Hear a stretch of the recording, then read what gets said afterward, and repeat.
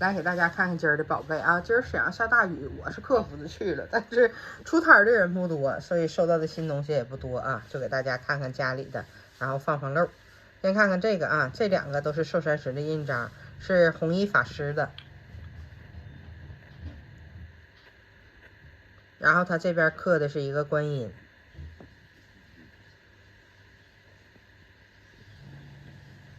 然后看这个啊，这是一个寿山石芙蓉料的一个徐三更的一个印章，上面是有一个小狮子，这狮子刻的非常好啊，栩栩如生的。然后看这个啊，这个是临高的一个篆刻，清代，它是一个清代的一个篆刻家啊。然后这个是一套的，也是寿山石的。然后这几个虽然说看起来挺简单的，其实它是级别非常高的。看看它这工艺也非常好啊，有一些特别细的这些风景，看见没？亭台楼阁的感觉。然后它是芙蓉料的，上面带着它的这个名号。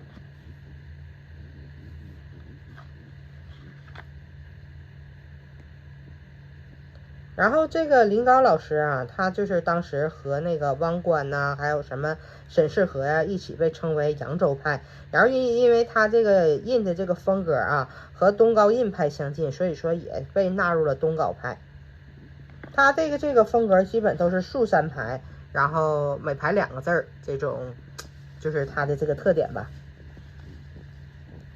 看这个，一个带吸铁石的一个小盒，这原来放香啊，放什么都行。黑檀木的，一个琉璃的蜻蜓眼的一个老的一个帽顶，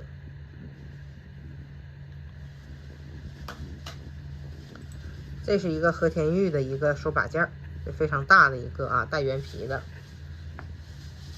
这是一把紫砂壶，上面有这个捏塑的这个小梅花，底下还带着这个它的那个篆印，这个把手这儿也有啊。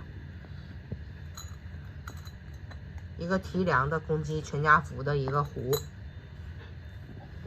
定窑的一个大碗，口部有描金的。这个直径差不多是得20啊。这是一个青花的一个小盘子，底儿落的是成化粘制的款，画的非常细腻的啊，有这个小鸟、喜鹊，还有一些成熟的这个瓜果。一个大钱儿，玛瑙的一个小帽花，和田玉的手串，这也是一个啊。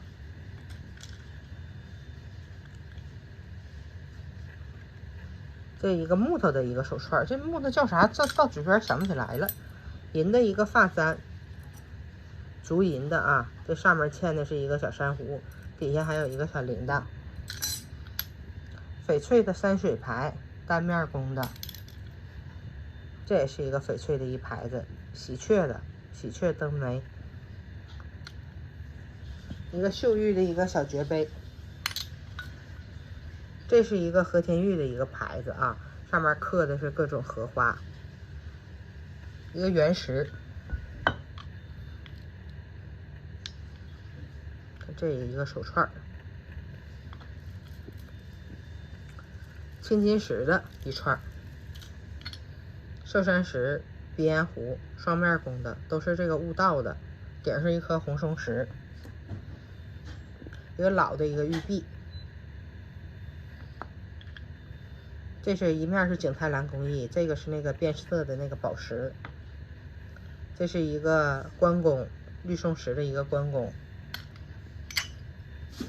红山文化的一个小玉剑，这和田玉的一个小玉人儿，三角形的，这是变色的戒指，2个啊，一大一小，底下是竹银，上面也是根据温度的变化而变化。通过它颜色能看出来我家供暖还行哈。翡翠的一个大肚弥勒佛，这也是一弥勒佛，这是那个银的。红山文化的一个蝙蝠，这是藏传佛教的一个嘎物盒啊，这打开里面能放那些转经文啊之类的小玉盘。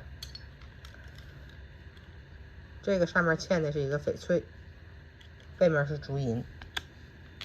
一个小玉人儿，这一个三角形的一个非常厚重的一个玉啊，地方玉，带圆皮儿的，就像是一条鱼。铜的一个盒子，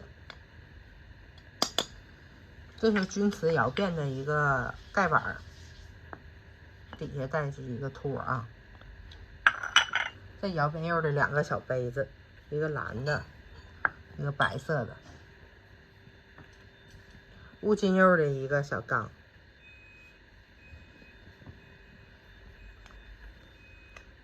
这是铜胎的2个小罐儿，一对儿的玛瑙的一串手链，这也是玛瑙的啊。一个铜鎏金的一尊佛像，鎏的都是真金的啊，然后上手也挺重的。这一个小罐儿，于元昌的一个小盖罐儿。于元昌他就非常擅长这个矾红描金的这个工艺，然后他这个仙鹤鹤寿题材的是他非常经典的一个代表作之一，底下落的也是他的款儿啊。这一个地方玉的一个小莲花，猴子，竹银的一个转经轮，上面嵌的是翡翠，绿松，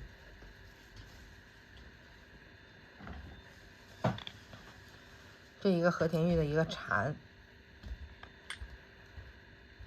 山水牌，这是那个非常厚重的这种牌子啊。这边是一个老人乘着一个仙鹤得道成仙的，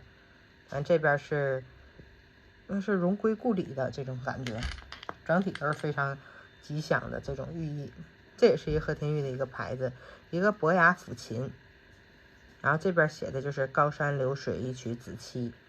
就是伯牙和子期的这个故事。这是和田玉带这个原皮的，带这个俏色雕的，有人物还有山水的。这是玛瑙的，这也是和田玉的一个牌子啊，一面带着字儿，一面是那什么的，一面带的是一个图案的。这是和田玉的一个手把件儿，翡翠的一个小挂件儿，铜的一个小香炉，这也是一个铜的一个香炉，和田玉的一个小鼻烟壶。看这个啊，这是一个砚台，外面带着一个这个盒子，黄缎泥的一把紫砂壶，黑釉的一个四喜罐，寿山石的一个大印章啊，上面带这种乌鸦皮的，也不知道写的啥，酱釉的一个小水滴，这是一个斗彩的一个瓜蝶连绵的一个盘子，成化的款儿。这外面施的是黄釉，里面也是斗彩和貔貅花的一个碗。